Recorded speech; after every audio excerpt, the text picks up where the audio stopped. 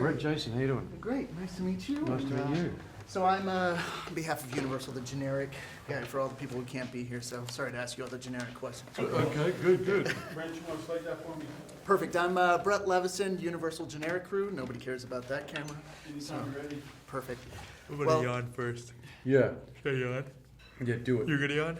No, I'm not. Okay, I'm holding it. here we go. Bring it all in, it's all contagious. Yeah. It's gonna happen, don't fight it. So, what an incredible movie. So thank Yep. you very much for being a part of it. And I had the chance to work with Walt in the past, and I know how intensely he can push his actors and push everybody. And I know that you guys were on location and making all this stuff happen in the elements. How much did shooting on location bring you all together and create the bonds that you really feel in the film? Everything.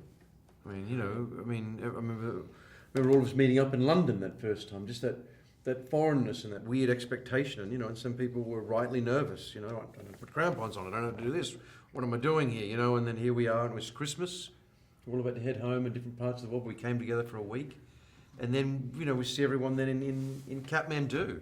You fly into the airport and it's, you're at altitude and it's foreign and it's crazy and there's buses and taxis and it's not, and you're off, you're running, you know what, it's not your normal day, and you see it, as you said in the film, you see it, I think when we all get together and hang out and talk, when you see Jake running up a mountain, just getting himself, ready to be at the stage that he's at in the climb, and you're just standing there having a chat, 14,000 feet. Yeah. And you just go, man, and you can see it on other actors as well. It paid off in a way, everything, the doubts and moments and this and all that. Here we are, we're doing something we love in extraordinary places. Absolutely.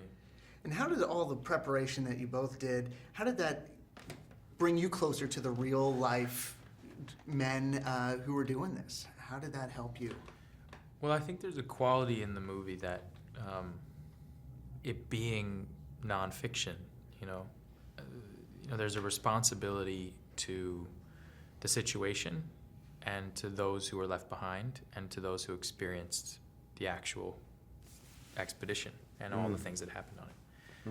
And I think that, that sort of loomed over us while we were making the movie. I think,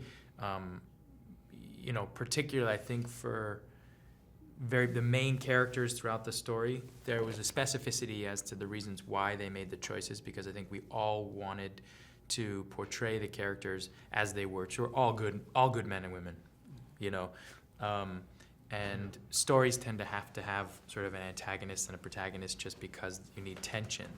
And in the case of this movie, I speak for myself, someone like Scott Fisher, in the past stories told about this, has been made into sort of an antagonist, and in fact he wasn't that at all. And what I think is interesting about this was people were trying to find a motivation as to why these guys went as hard and as far as they did in reality. And I think the reasoning was that they were great. They were both just great climbers. And without going for it, you never achieve it. This is not, this is not like going to the office for milk or something. This is like, if you're going to get up to some of these places, you've got to go for it, And achieving that goal seems to be such a big thing. It's the protagonist, it's the antagonist. What does Everest mean to the great population? Why does it capture our imagination? It's the tallest place on this earth.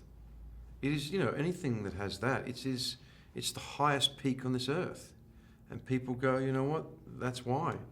And there's also the mythology, going back to Mallory, and this 96 disaster is possible, it actually is. I'd say that and Mallory, it's the biggest, events and memories of what happened.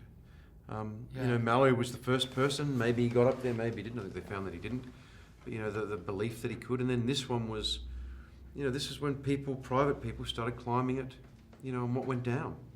I also think Everest is a metaphor, I think for as long as I've been alive, and I think probably many kids, adults alike, it's a metaphor for all the things that you want to accomplish or you hope to accomplish in your life. And I think some people take that metaphor and bring it into reality and try and actually get to that summit. But it's also just, it looks kind of like life, almost impossible to climb, but somehow you can do it. You can do it. I really appreciate the time. Thank you both very much for this.